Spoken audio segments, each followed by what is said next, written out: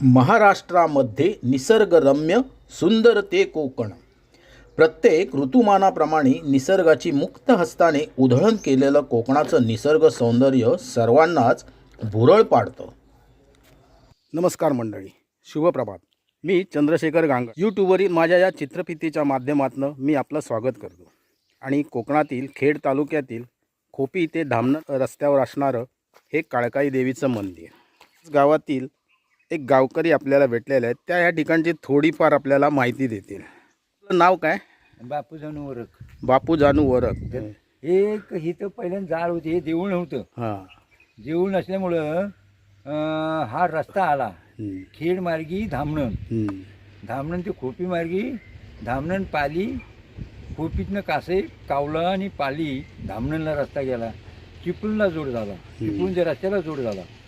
चिपळूणच्या रस्त्याला जोड झाल्याच्या नंतर हे एक बाजू काढला होता, डावी बाजू काढला असल्यामुळं, डावी बाजू काढला नाही असल्यामुळं त्या कंत्राटदाराला देव बांधला. बांधल्याच्या नंतर त्यानं चौकशी केल्याच्या नंतर त्यानं डावी उजी त्यानं केली कंत्राटदारानं, आणि लहानसा घुमट बांधला. आणि घुमट बांधल्याच्या नंतर मग ह्या दोन गावांनी खोपी आणि कासे ह्या दोन गावांनी विचार करून हे देऊळ बांधायचा प्रयत्न केला. आता कमीत कमी महिन्याला 4-5 हजार रुपये डबीत देवाचे पडतात. असं होतं. आणि नंतर पुजारी ठेवलेला आहे. ते पुजारी 2 टाईम बत्ती लावतो, पूजा करतो. आणि ह्या मार्ग खेड ते खोपी, धामणन ते चिपळूण गेला. या मंदिराबाबतची थोडीफार माहिती आपल्याला ह्या गावकऱ्यांनी दिलेली आहे. तर आता ह्या देवीच्या ओढीनेच मी लाडवाडीतील काळकाई मंदिरापासून इथपर्यंत मी चालत आलो आहे.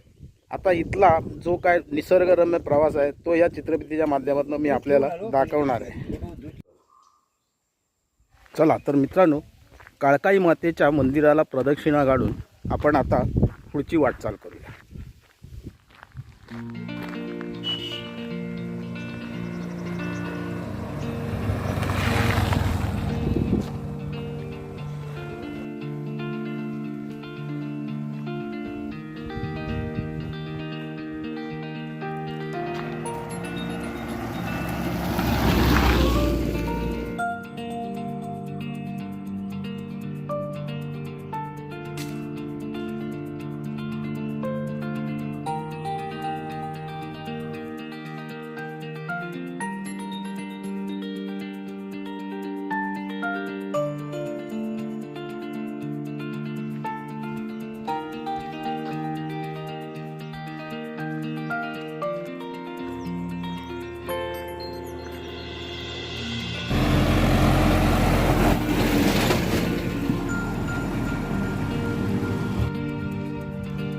सह्याद्री पर्वत.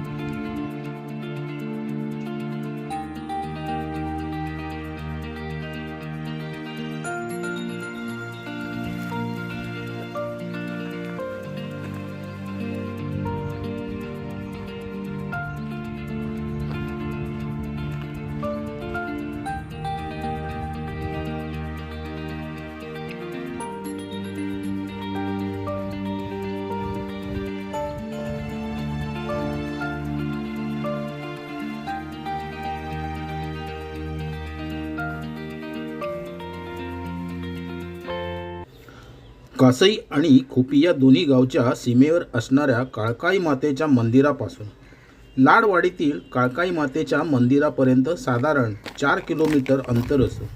या काळकाई मातेवर दोन्ही गावातील गावकऱ्यांची श्रद्धा व भक्ती आहे.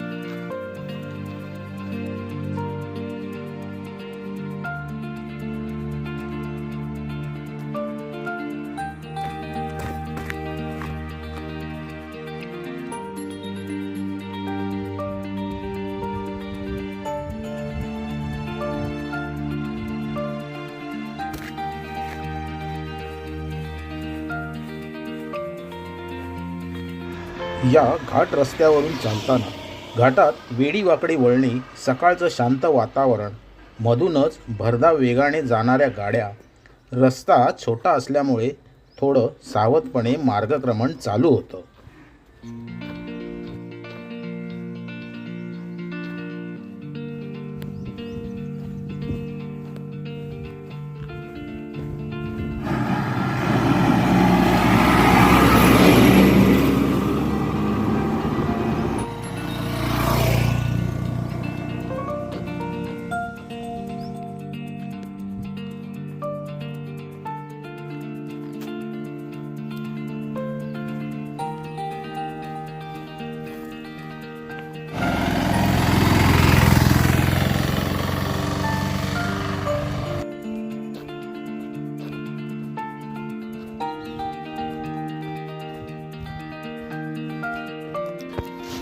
रस्त्याच्या दोन्ही बाजूला असणाऱ्या गर्द झाडामधून डोकावणाऱ्या सूर्याच्या किरणांनी माझा चालण्याचा उत्साह वाढत होता.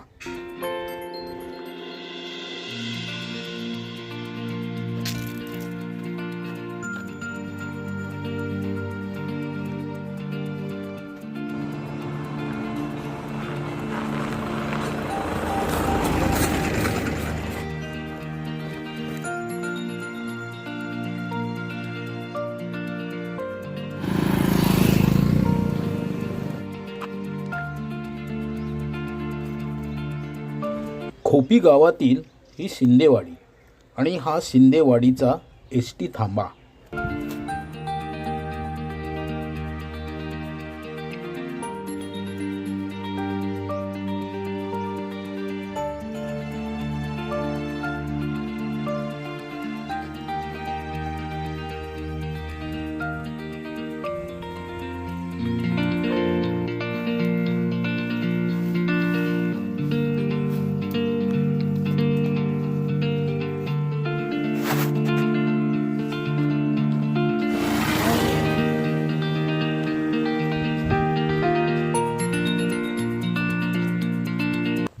इप्तेवाडी बस थांबा.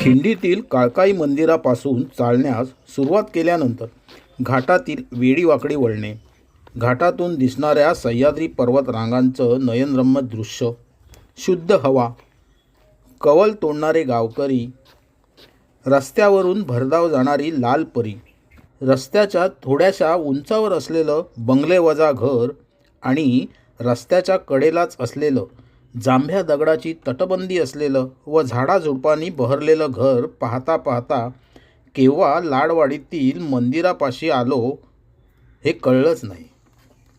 मग घरी जाऊन स्नानादी करून लाडवाडीतील काळकाई मंदिरात देवीचा आशीर्वाद घेण्यासाठी मंदिरात आलो.